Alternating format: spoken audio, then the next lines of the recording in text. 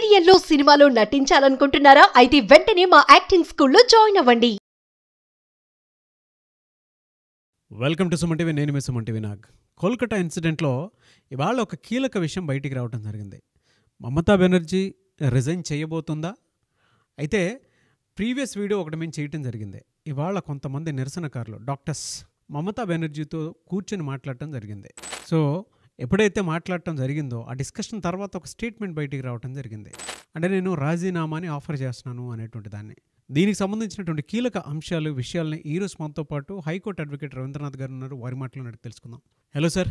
Hi అండి నాగరాజ్ గారు. First of all thank you so much అండి ఇది డిస్కస్ చేసేటప్పుడు. ఎందుకంటే ఇవాళకి నాకు తెలుసు న్యాయం కోసం మీ దగ్గరికి ఎంతమంది వస్తే వాళ్ళకు కూడా మీరు ఓకే చేద్దాం మన వంతుగా మనం ఎప్పుడైనా సరే చెయ్యాలి అనుకున్నటువంటి ఆలోచనతోటి డెఫినెట్గా వాళ్ళ ముందు ఉంటారు. స్క్రీన్ మీద మీకు ఎవరు కనిపించేటువంటి నెంబర్కి ఎవరు ఫోన్ చేసినా సరే సో వాళ్ళకైతే ఫస్ట్ వాళ్ళకి ఏదైనా న్యాయం కావాలి అని అంటే వాళ్ళ కోసం నిలబడతారు. అది చాలా తక్కువ మందికే తెలుసు. సో ఆ విషయంలో నేను స్పెషల్ థ్యాంక్స్ చెప్తూ ఇవాళ ఏ ఎజెండా కోసం అంటే మనం మంచి కోసం ఏ విధంగా అయితే ముందుకు వెళ్తూ ఉన్నామో ఆ మంచి జరిగే అవకాశం ఉంది అనుకున్నటువంటి ఆలోచన క్రియేట్ అయ్యేలాగా మమతా బెనర్జీ రిజైన్ అనేటువంటి ఒక స్టేట్మెంట్ బయటికి రావడం జరిగింది. దీని వెనక ఉన్నటువంటి అంతరార్థాలు కానివ్వండి లేదంటే డిస్కషన్ కానివ్వండి ఏం జరిగింది? నాగరాజ్ గారు, ఈరోజు మనకి సాయంత్రం జరిగిన కొన్ని సంఘటనలు ముఖ్యంగా వెస్ట్ బెంగాల్ ప్రభుత్వానికి నిరసనకారులకి మధ్య చర్చలు జరుగుతాయి అని మనం ఏదైతే ఆశించామో దానికి సంబంధించి కొన్ని అప్డేట్స్ అయితే మనకు వచ్చాయి. దీనికి సంబంధించి ముఖ్యంగా గడచిన 3 రోజులుగా సుప్రీంకోర్టు డెడ్ లైన్ విధించారు. సెప్టెంబర్ 10వ తారీఖు సాయంత్రం 5 గంటల్లోగా విధుల్లో జాయిన్ అవ్వమని చెప్పి ట్రైనింగ్ డాక్టర్స్ అందరూ కూడా చెప్పడం జరిగింది. అందులో భాగంగా వీళ్ళు మాత్రం సుప్రీంకోర్టు ఇచ్చిన తీర్పుకి వ్యతిరేకంగా పూర్తిగా వాళ్ళు మరలా మేము నిరసన తెలుపుతాం, మా డిమాండ్స్ ఏవైతే ఉన్నాయో మా డిమాండ్స్ ఇప్పటిదాకా నెరవేరలేదు, ఆ అమ్మాయికి జస్టిస్ జరగలేదు, నిందితుడికి ఇప్పటిదాకా ఎటువంటి తీర్పు జరగలేదు, అదేవిధంగా మాకు జరుగుతున్న మేమైతే ప్రొటెస్ట్ చేస్తున్నాం మా హెల్త్ వర్కర్స్ సంబంధించి మీరు ఎటువంటి చర్య తీసుకోవట్లేదు, అదేవిధంగా సిపి రాజీనామా చేయాలనుకున్నాం ఆయన దగ్గర నుంచి కూడా ఎటువంటి ఇది రావట్లేదు, కాబట్టి సుప్రీంకోర్టు తీర్పులను ధిక్కరిస్తాం అన్నట్టుగా ధిక్కరించి వాళ్ళు మరలా సెప్టెంబర్ 10 నుంచి కూడా నిరసనకారులు నిన్నటి నుంచి లాల్ బజార్ తిరిగినటువంటి ఈ పోలీస్ హెడ్ క్వార్టర్స్ దగ్గర వాళ్ళు ధర్నాలు చేస్తున్నారు. ఇది చాలా తీవ్రతరమైనటువంటి సిచ్యువేషన్ తర్వాత బెంగాల్ ప్రభుత్వం ఒక మెట్టు దిగి నిరసనకారులకు ఒక ఆఫర్ చేసింది. మీతో మేము చర్చలు చేయడం సిద్ధంగా ఉన్నాం అని చెప్పి ఇన్వైట్ చేయడం జరిగింది. ఇది గడిచిన 2 రోజులుగా జరుగుతుంది నిరసనకారులకి మమతా బెనర్జీ ప్రభుత్వానికి మధ్యలో. అయితే ఈరోజు మమతా బెనర్జీ ప్రభుత్వం నుంచి హెల్త్ మినిస్టర్ అయినటువంటి చంద్రికా భట్టాచార్య గారు ఒక లెటర్ ఆఫర్ ఇచ్చారు. అందులో ఏంటంటే మేము రెడీగా ఉన్నాం, ఈరోజు ఈవినింగ్ 5 o'clock రండి, మీరు వస్తే మేము చర్చలు సిద్ధంగా ఉన్నాం అని చెప్పడం జరిగింది. అయితే ఇక్కడ నిరసనకారులు ఒక అప్లికేషన్ రైజ్ చేస్తారు. ఏంటంటే మీకు మాకు జరిగిన చర్చలు ఏవైతే ఉన్నాయో ముందుగా భట్టాచార్య గారు చెప్పిందంటే హెల్త్ మినిస్టర్ సిపి వచ్చి కూర్చుంటారు, మీరు కూడా రండి మీ డిమాండ్స్ పరిష్కరిస్తాం అన్నట్టుగా ఒక సూచన చేస్తే నిరసనకారుల వైపు నుంచి దాన్ని రిజెక్ట్ చేశారు. మాకు మమతా బెనర్జీ గారు ముఖ్యమంత్రి స్థాయిలో ఆవిడొచ్చి కూర్చుంటేనే, ఎందుకంటే ఆవిడ వైద్య ఆరోగ్య శాఖ మంత్రి, హోమ్ మినిస్టరు, చీఫ్ మినిస్టర్ ఆవిడే, కాబట్టి ఆవిడ వచ్చి కూర్చుంటే మేము ఆ చర్చలకు వస్తామని చెప్పడం జరిగింది. దీనికి కూడా ప్రభుత్వం కొంత ఒక మెట్టు దిగినట్టుగా కనిపించి చర్చలకు మేము వస్తామని ఆఫర్ ఇవ్వడం జరిగింది. అయితే ఇక్కడ ఒక ఇంట్రెస్టింగ్ పాయింట్ ఏంటంటే నిరసనకారులకు జరిగింది 5 o'clock వస్తామని చెప్తూ వాళ్ళు ఏమన్నారంటే ఏదైతే మీకు మాకు మధ్య జరుగుతున్న ఈ సంఘటన ఏదైతే ఉందో ఆ చర్చలు ఉన్నాయో ఇవి లైవ్ టెలికాస్ట్ చేయాలి, లైవ్ టెలికాస్ట్ అయితేనే మేము ముందు వస్తామని చెప్పడం జరిగింది. అయితే ప్రభుత్వం దీనికి సుముఖంగా లేదు, లైవ్ టెలికాస్ట్ చేయడానికి కుదరదు, మేము రికార్డ్ వీడియోస్ చేస్తాం మీరు రండి అని చెప్పారు. 5 o'clock ఆఫర్ ఇచ్చారు. అయితే ఈవినింగ్ 5 o'clockకి నిబ్బన హౌస్ అంటే సెక్రటేరియట్, ఎక్కడైతే వెస్ట్ బెంగాల్ సెక్రటేరియట్ నిబ్బన హౌస్ కదా ప్రాంతానికి సుమారుగా వేలాది మంది నిరసనకారులు వచ్చారు.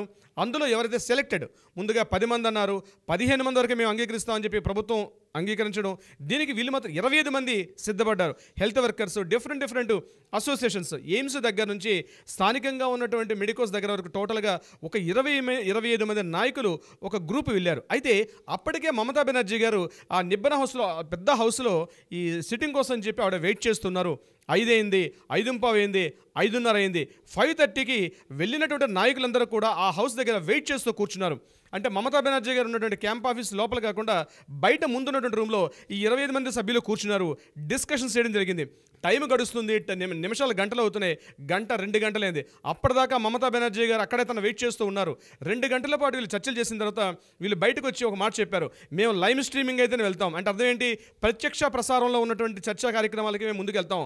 వీళ్ళు ఏదైతే రికార్డు వీడియో అంటున్నారో రికార్డు వీడియోని మేము అంగీకరించాం, ఎందుకంటే అది మరలా దాన్ని ఎడిటింగ్ చేసే అవకాశం ఉంటుంది. సో ఉన్నటువంటి ఉన్నటువంటి టాపిక్స్ ఏవైతే ఉంటాయో మేము మాట్లాడిన టాపిక్స్ కానీ ప్రభుత్వం మాకు చెప్పే టాపిక్స్ని ఎడిటింగ్ చేసే అవకాశం ఉంటుంది. కాబట్టి ఈ కార్యక్రమం మాకొద్దు, లైవ్ స్ట్రీమింగ్ కానీ ప్రభుత్వం ఒప్పుకుంటే ఇమ్మీడియట్గా ఈ క్షణం మేము చర్చలకు వస్తాం, దానికి అంగీకరించమని చెప్పి వాళ్ళు మరలా ఒక లెటర్ పాస్ చేశారు హెల్త్ మినిస్ట్రీకి చీఫ్ సెక్రటరీ ద్వారా. ఈ విషయం తెలుసుకున్నటువంటి చీఫ్ సెక్రటరీ అలాగే health secretary at the same time DGP వీళ్ళందరూ కూడా మరలా మమతా బెనర్జీ గారికి ఈ విషయం చెప్పడం జరిగింది. మమతా బెనర్జీ గారు మాత్రం చెప్పిన విషయం అంటే ఇది లైవ్ స్ట్రీమింగ్ చేయడం కుదరదు, ప్రత్యక్ష ప్రసారం చేయడం అనేది ఎట్టి పరిస్థితుల్లో కుదరని పని, కాబట్టి మేము చేయలేమని చెప్పడం జరిగింది.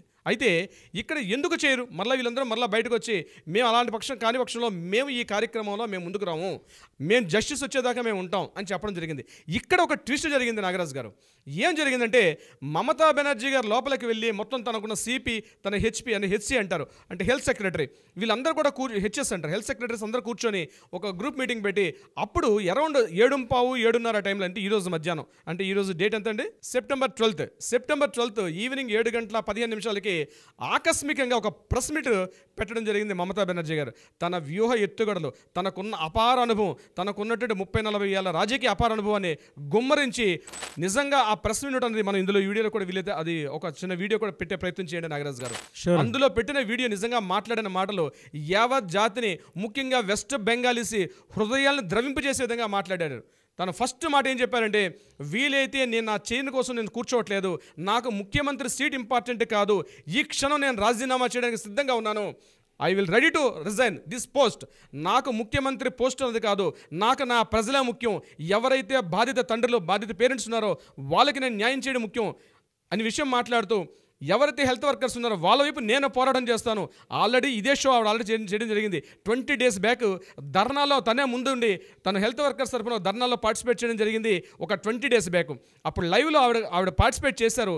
ఇక్కడ ప్రెస్ నోట్లో ఇవాళ ముఖ్యంగా ఎక్స్పెక్ట్ చేయలేదు ఎవరు కూడా ఇలాంటి స్టేట్మెంట్ మమతా బెనర్జీ గారు ఇస్తారని చెప్పి, ఎవ్వరు కూడా ఎక్స్పెక్ట్ చేయని స్టేట్మెంట్ ఆవిడ ఏంటంటే, నేను రాజీనామా చేయడానికి సిద్ధం, నాకు చైర్ ఇంపార్టెంట్ కాదు, ప్రజల యొక్క ఆకాంక్షలు ఇంపార్టెంటు, ప్రజల యొక్క భద్రత ఇంపార్టెంటు, హెల్త్ వర్కర్స్ యొక్క భద్రత ఇంపార్టెంటు, ఎవరైతే బాధితుల తల్లిదండ్రులు వాళ్ళ ఆరాటం, వాళ్ళ ఆత్మఘోష నాకు ఇంపార్టెంట్, కాబట్టి నా చైర్ నాకు కాదు. అయితే మీడియాలో ఒక ప్రశ్న వేశారు, మరి మీరు లైవ్ స్ట్రీమింగ్ యాక్సెప్ట్ చేయొచ్చు కదా, ఎందుకు మీరు ఒప్పుకోవట్లేదు అన్న విషయం రైజ్ చేశారు. అక్కడ చేసినప్పుడు ప్రెస్ మీట్లో దాన్ని కవర్ చేసుకుంటూ తను ఒక మాట మాట్లాడారు. ఏం మాట్లాడారంటే, 2019లో మేము ఒక ప్రెస్ మీట్ ఇలా చేసాం, ఎన్ఆర్ఎస్ మెడికల్ కాలేజీలో ఆ రోజు కూడా ఒక దుర్ఘటన జరిగింది.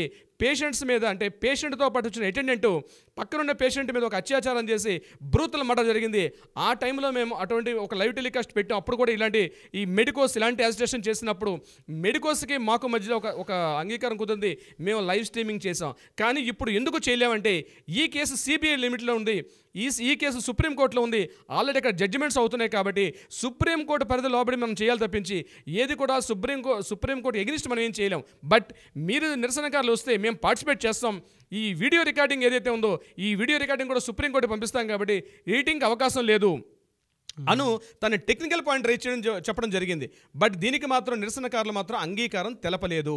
ముఖ్యమంత్రి రాజీనామా చేస్తాను, నాకు చైర్ ఇంపార్టెంట్ కాదని తను ఎప్పుడైతే ప్రశ్న, అంటే మనం చాలా మూవీస్లో చూస్తాం నాగరాజు గారు, ఇటువంటి ఒక సింపథైజేషన్, అంటే ప్రజల్లో సానుభూతి పొందడానికి కోసం, ప్రజల్లో లేనటువంటి ప్రజల్లో నేను మీలో ఒకరిని భద్రత కల్పించడం కోసం, అంటే ప్రజల్లో మమతా బెనర్జీ మీద నెగిటివిటీ ఎప్పుడైతే స్టార్ట్ అయిందో, మొత్తం media, electronic media, print media, social media ఎప్పుడైతే తనకు యాంటీగా ఉందని ఇంటెలిజెన్స్ వర్గాలు తనకి ఎప్పుడైతే చెప్పడం జరిగిందో, మమతా బెనర్జీ గారు ప్లేట్ ఫిరాయించి ప్రజల ముందు ఒక కన్నీటి పర్యంతం అయిపోయి ఒక కొత్త సినారియో చూపిస్తున్నారు. ఒక గొప్ప అద్భుతమైన నటితనంలో బయటకు కనిపించడం జరిగింది. ఇప్పుడు జరిగినట్టు ఆ వీడియోలో మనం కంప్లీట్గా ప్రెస్ నోట్ మనం చూసినట్లయితే, అయితే నిరసనకారులు మాత్రం ఒప్పుకోలేదు. మా మమతా బెనర్జీ యొక్క రిజైన్ మాకు కావాల్సింది కాదు, ఆవిడ రిజైన్ ఏమో మాకు కావాల్సింది, మాకు కావాల్సింది విక్టిమ్కి న్యాయం జరగాలి, సిపి రాజీనామా చేయాలి, మేము పెట్టిన డిమాండ్స్లో ఏ ఒక్కడికైనా ఆవిడ ఒప్పుకుంటేనే మేము ముందుకు వస్తామని చెప్పి నిరసనకారుల వైపు నుంచి ఎవరైతే నాయకులు ఉన్నారో వాళ్ళు కూడా డిమాండ్ చేయడం జరిగింది. ఈ రకంగా అటు రాజకీయంగా పరంగా మమతా బెనర్జీ గారు ఒక స్టెప్ ఎక్కినట్టుగా కనిపించారు. నిరసనకారులు మాత్రం ఎక్కడ తగ్గకుండా మాత్రం ధీటుగా మమతా బెనర్జీ ఒక సమాధానం చెప్పడం అయితే జరిగింది నాగరాజు గారు. అట్ ద సేమ్ టైం ఇమీడియట్గా తృణమూల కాంగ్రెస్ పార్టీ వాళ్ళు బయటకు వచ్చి ఒక స్టేట్మెంట్ ఇచ్చారు. ఏం స్టేట్మెంట్ ఇచ్చారంటే, ఈరోజు దేశంలో బీజేపీ పరంగా మోడీ గారు ఇంతకుముందు మనకి ఢిల్లీలో జరిగినటువంటి రైతుల యొక్క పోరాటంలో కానీ లేకపోతే మణిపూర్ అల్లర్లో కానీ ఎక్కడైనా ఒక అంత ముఖ్యమంత్రి స్థాయి గల వ్యక్తి ఎక్కడైనా బీజేపీ పాలిత రాష్ట్రాల్లో కానీ నరేంద్ర మోడీ గారు ఎప్పుడైనా 1.5 to 2 hours ఒక నిరసనకారులకి ప్రజా ఉద్యమం ఎవరైతే చేస్తున్నారో వాళ్ళని రెస్పెక్ట్ చేస్తూ 2 గంటల సేపు తనకున్న అఫీషియల్ పనులని పక్కన పెట్టి వెయిట్ చేయడం ఎక్కడైనా చూశారని చెప్పి ఇమ్మీడియట్గా తృణమూల కాంగ్రెస్ పార్టీ నాయకులు ఒకసారి తన గలవెత్తడం మొదలుపెట్టారు. అటు వీళ్ళు ఒంటరి పోరాటం చేస్తున్నారు నిరసనకారులు. వీరికి ఎటువంటి అంటే ఇది యాక్చువల్గా ఏంటంటే నిరసనకారులకి మధ్య పార్టీకి మధ్య ఒక వైరం నడిచింది. సుమారుగా 3 గంటల పాటు వెస్ట్ బెంగాల్ కలకటాలో హై డ్రామా నడిచింది. కొన్ని వేల మంది అటు టీవీల వైపు సోషల్ మీడియా వైపు ఒకే కాన్సన్ట్రేషన్లో చూస్తున్నారు. మమతా బెనర్జీ మరొక మాట చెప్పారు, ఎందుకంటే ఇది ఇంటర్నేషనల్ వ్యాప్తిలోకి వెళ్ళింది. ఆవిడ మరొక అపాలజీ చెప్పారు. ముఖ్యంగా ఎక్కడెక్కడైతే నా రాష్ట్రంలో ఉన్నటువంటి వ్యక్తులే కాదు, దేశవ్యాప్తంగా ఉండే బెంగాలీసే కాదు, ప్రపంచవ్యాప్తంగా ఎక్కడైతే బెంగాలీస్ ఉన్నారో వాళ్ళందరికీ నేను అపాలజీ చెప్తున్నాను, నేను క్షమాపణ కోరుకుంటున్నాను అని ఒక మాట చెప్పడం అయితే జరిగింది. అయితే నిరసనకారుల తరపున ఇది నిజంగా ఒక విజయకేతనం అని చెప్పొచ్చు, ఒక విజయ సూచన అని చెప్పొచ్చు. This the first step. నిరసనకారులు 34 రోజుల పాటు ఏకధాటిగా చేసినటువంటి వారు ఏదైతే ఉద్యమం చేశారో ఆ ఉద్యమానికి సరైన ఫలితం తన అపాలజీ చెప్పడం, తను రిజైన్ చేయడానికి సిద్ధపడడం ఒక విధంగా మెట్టనే చెప్పుకోవచ్చు. ఇదిలా ఉండగా వెంటనే గవర్నర్ సివి ఆనంద్ బోస్ గారు ఇమ్మీడియట్గా రిటైర్డ్ అయ్యారు. ఆయన చెప్పిన స్టేట్మెంట్ రియల్గా వండర్ఫుల్. ఆయన చెప్పిన స్టేట్మెంట్ అంటే, నేను రాష్ట్రంలో రాజ్యాంగబద్ధమైన ఒక స్థాయి ఒక పాత్ర ఉంది కాబట్టి నాకు లిమిటేషన్స్ ఉన్నాయి కాబట్టి నేను మాట్లాడలేకపోతున్నాను, కానీ నేను మాత్రం ఈ రోజు నుంచి ఎక్కడైతే మమతా బెనర్జీ పార్టిసిపేట్ చేసే ఏ పబ్లిక్ మీటింగ్లో కానీ, మమతా బెనర్జీ పార్టిసిపేట్ చేసే ఎటువంటి ప్రోగ్రామ్స్లో కానీ, అధికారిక ప్రోగ్రాం కావచ్చు అనధికారిక ప్రోగ్రాంలు కావచ్చు, ఎక్కడ కూడా నేను పార్టిసిపేట్ చెయ్యను.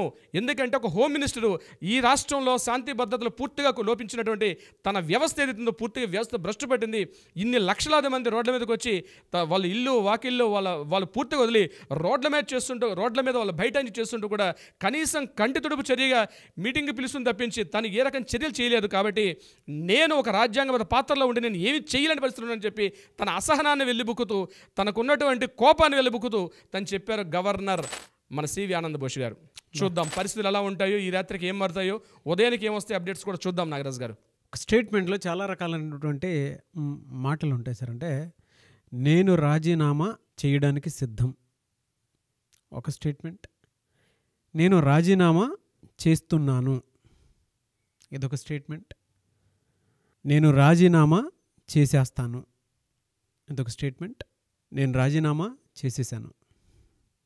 ఇలా కనుక మనం మాట్లాడుకోవాలనుకుంటే ఆవిడ ఏ కేటగిరీలో మాట్లాడారో పర్టికులర్గా ప్రజలకు అర్థమైంది కాలేదు అనేటువంటి విషయంలో క్లారిటీ లేకుండా లేదు.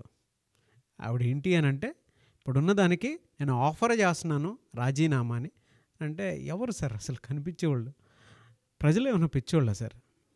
ఏంటంటే ఇప్పుడు గవర్నర్ కూడా ఇంకొక మాట మాట్లాడటం జరిగింది, ఇందాక ఒక మాట, శాంతి భద్రతలు లోపించే అవకాశం ఇక్కడ కలిగింది కాబట్టి సో నేను ఎక్కడా కూడా అటెండ్ అవ్వను అని చెప్పేసి.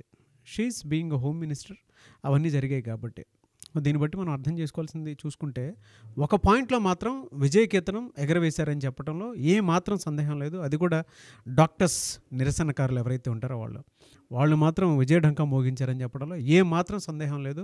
So special thanks to them, hats off to them, and మీకు కూడా స్పెషల్ థ్యాంక్స్. ఎందుకంటే ప్రత్యేకంగా నాగరాజ్ గారు ఎప్పుడో స్వాతంత్ర పోరాటంలో వందే మాతర ఉద్యమం అన్నది ఎప్పుడైతే మనకి కలకత్తాలో స్టార్ట్ అయిందో 1911 ఆ ప్రాంతంలో యావత్ భారతావని మొత్తం కూడా ఒక స్వాతంత్ర ఉద్యమం, ఒకటే ఉద్యమం, మాకు ప్రత్యేక రాష్ట్రం మాకు ఇచ్చేసేయాలి, ప్రత్యేక దేశం మాకు కావాలి, క్విట్ ఇండియా అని ఉద్యమాలు నడిచినటువంటి కలకత్తా ప్రాంతంలో మరలా ఒక 100 సంవత్సరాల తర్వాత ఈరోజు మనం చూస్తున్నాం ఒక కొత్త మార్పుకి.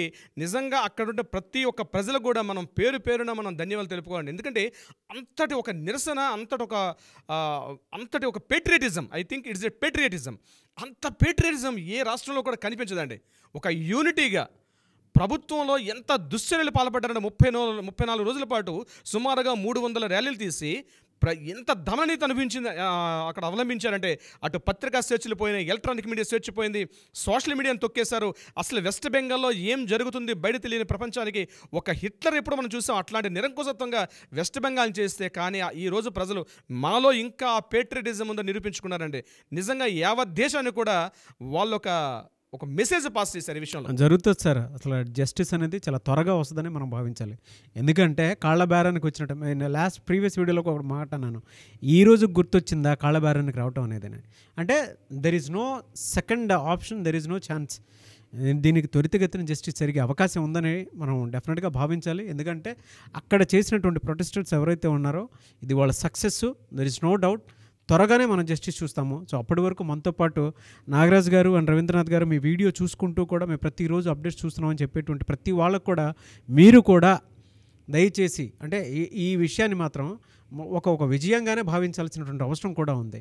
నేను రిజైన్కి సిద్ధం ఆఫర్ చేస్తున్నాను అనుకున్నటువంటి ఒక మాట ఆవిడ నోట్లో నుంచి రావటం కూడా, మమతా బెనర్జీ నోట్లో నుంచి రావటం కూడా నిజంగానే ఒక రకమైనటువంటి అంటే ఎవరైతే దీనికోసం ఫైట్ చేస్తున్నారో మన ఇంట్లో సమస్య అని చెప్పేసి వారందరికీ కూడా త్వరితగతిన జస్టిస్ వచ్చే అవకాశం ఉంటుంది. కాబట్టి సో ఒక విజయకేతనంగానే భావించాలి. Anyways thank you so much Rabindranath garu. Thank you so much Nagaraj గారు.